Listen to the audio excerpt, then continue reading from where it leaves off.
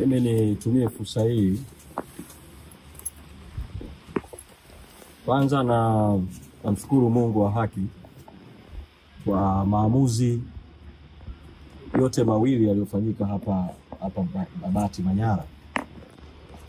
Uamuzi wa tarehe 28 mwezi wa 8 uliofanywa na Jaji Kamuzora Devota, ambaye yeye alifanya maamuzi makubwa mawili katika maombi yetu ya awali ya kufungua kesi ya mapitio ya kimahakama kwa maana judicial review. Na kwanza alitukubalia kwamba tuna haki ya kufungua maombi ya mapitio ya kimahakama kwa maana judicial review, na tukapewa siku 14 kufungua hayo maombi ya kupinga uamuzi wa msajili. Kwa huo ni uamuzi wa kwanza kubwa uliofanyika tarehe 28 mwezi wa 8. La pili, akatukubalia vile vile ombi letu la zuio la muda, temporary injunction, kwa uamuzi wa msajili wa tarehe 27 mwezi wa 5 wa kutotambua uthibitishaji wa uteuzi uliofanywa na Baraza Kuu la tarehe 22 mwezi Januari mwaka 2025 wa kumthibitisha katibu mkuu, manaibu katibu wakuu bara na Zanzibar pamoja na wajumbe wa kamati kuu wa kuteuliwa. Kwa hiyo jaji akaweka zuio la muda dhidi ya utekelezaji wa huo uamuzi wa msajili, ambao vile vile uliambatana na msajili kusitisha kuleta ruzuku kwa Chadema. Kwa jaji akausimamisha huo uamuzi. Na uamuzi sasa wa leo, baada ya kuwa tumefungua kesi ya msingi, sasa wasilisha maombi ya mapitio ya kimahakama tarehe 10 mwezi Septemba, leo sasa kama ambavyo ilishaelezwa kwa muhtasari kwamba ilikuwa tuanze kusikiliza, lakini upande wa serikali umekata rufaa, lakini ukatuwekea mapingamizi. Kwa uamuzi wa jaji wa leo vile vile, Jaji Nenelwa kuamua kwamba hajakubaliana na upande wa serikali wa kuondoa maombi yetu mahakamani, bali amekubaliana na hoja za upande wa mwakili wetu wa kuahirisha ili shauri mpaka hilo jambo lililoko mahakama ya rufaa litakapomalizika au atakafuta notice. Uamuzi nao ni uamuzi wa kumshukuru Mungu na wa kupongezwa. Na nitumie fursa hii vile vile kulishukuru jopo letu la mawakili wakiongozwa na wakili Mpale Mpoki, ambaye leo tumempongeza kwa kuadhimisha siku yake ya kuzaliwa. Imekuwa kama zawadi kwake siku ya leo, ndio alikuwa kiongozi wa jopo. Lakini mshukuru vile vile wakili Tadei Lista, wakili mwenyeji. Tumshukuru vile vile wakili Samuel Welwel, ambaye vile ni mwenyeji na ni mwenyekiti wa kanda ya kaskazini. Tumshukuru vile vile wakili Nyaronyo Kicheere, ambaye yeye alianza kuanzia mwanzo shauri hili, lakini kwa sasa leo hayupo kwa sababu ya udhuru wa kufiwa. Na tushukuru jopo lote la mawakili wa chama likiongozwa na mwanasheria mkuu Rugemeleza Nshala kwa haya mapambano mpaka hatua hii tuliofikia. Ili ya uamuzi huu ni nini? La kwanza, tafsiri ya uamuzi huu ni kuwa yale maamuzi ya msajili ya tarehe 27 mwezi wa 5 ya kutomtambua katibu mkuu, manaibu wake na wajumbe wa kamati kuu na kuacha kuipa Chadema ruzuku yataendelea kutekelezwa, yataendelea kutokuwa halali, yataendelea kufanyiwa kazi mpaka rufaa itakaposikilizwa au watakapoondoa notisi yao ya rufaa na kesi ikaja kusikilizwa hapa na mpaka shauri litakapomalizika.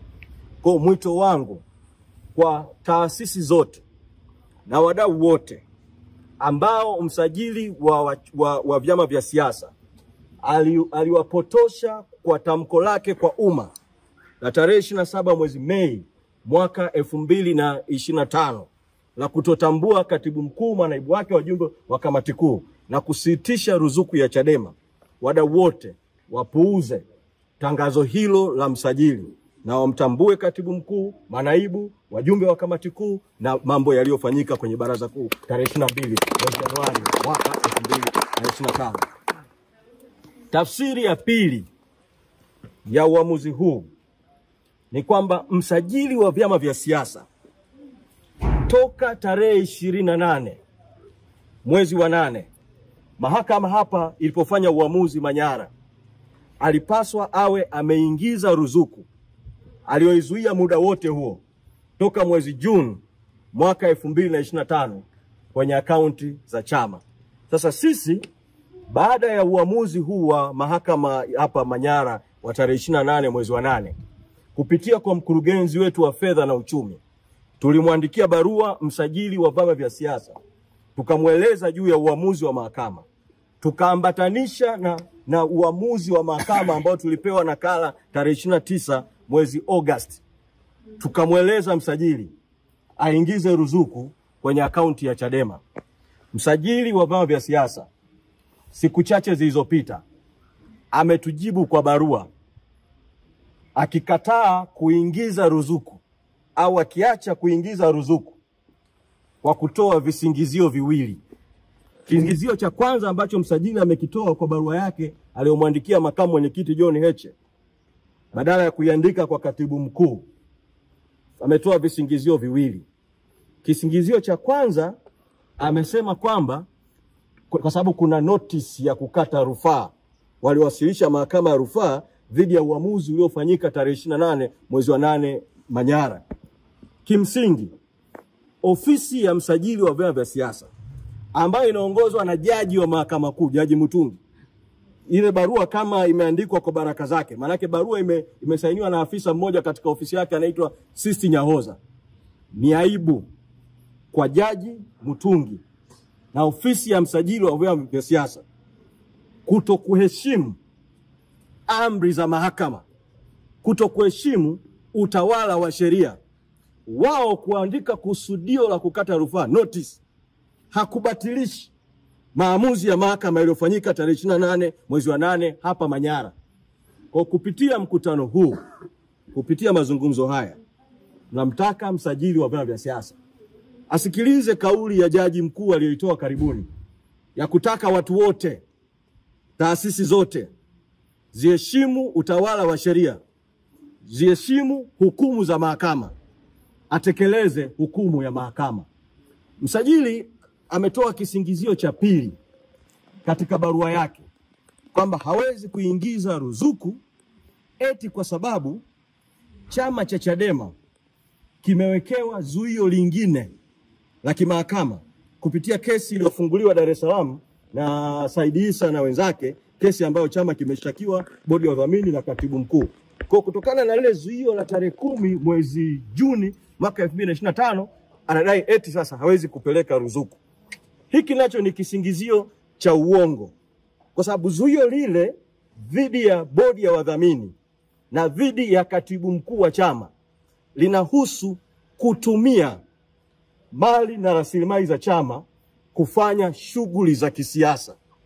Lakini mahakama hiyo hiyo Dar es Salaam katika maamuzi iliyotoa mara mbili, mara ya kwanza tarehe 18 mwezi wa 8 tulipoweka mapingamizi mbalimbali, mara ya pili mahakama kupitia kwa Jaji Mwanga imetoa uamuzi mwingine tarehe 29 mwezi wa 9, siku chache zilizopita.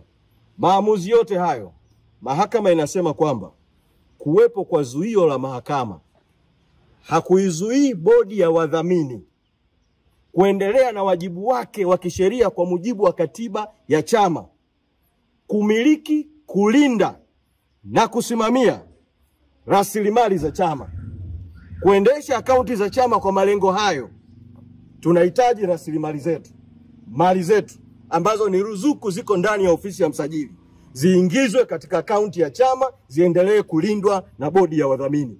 Ni katika muktadha wa uamuzi huo huo mahakama hiyo hiyo, pamoja na kuwa kuna zuio, imetoa nafasi kwa katibu mkuu kuingia ofisini kufanya majukumu yale ya nyaraka walizoomba mahakamani katika muda huo tuliopewa. Kwa hiki ni kisingizio kwa kweli cha kijinga na kinyume cha utawala wa sheria. Ninachokiona mimi kwa uzoefu wangu wa kuwa bungeni, uzoefu wangu wa kuwa kwenye chama, ofisi ya msajili iko chini ya ofisi ya waziri mkuu. Inapoletewa pesa za ruzuku, inaziingiza kwa vyama zikipitia ofisi ya msajili. Kwa kawaida miaka ya fedha ikipita, yani financial year ikiisha mwisho wa mwezi Juni, ofisi ya msajili inawajibika kisheria kurudisha fedha kwa ofisi ya wizara ya fedha.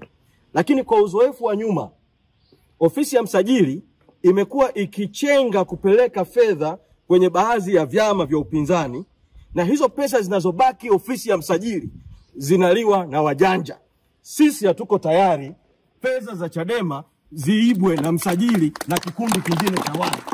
Na tunamtaka waziri mkuu ambaye ofisi ya msajili wa vyama iko chini yake, na yeye kwa hatua yake aingilie kati, na wakati tunasubiri kauli ya waziri mkuu, kauli ya msajili na vyombo vya habari mwatafute watoe kauli. Sisi kama chama vile vile tunashauriana na mawakili wetu kuona hatua za ziada ambazo tunaweza kuchukua dhidi ya msajili.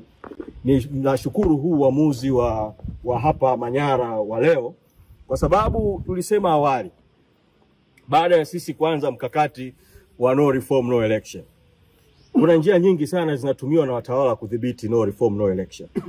Kesi mbalimbali ambazo zimefunguliwa. Uamuzi wa msajili kutomtambua katibu mkuu, manaibu katibu wakuu na kamati kuu na secretariat, kimsingi ulilenga kukifanya chama kikose chombo cha kiutendaji cha kiuendeshaji katika mapambano ya no reform no election.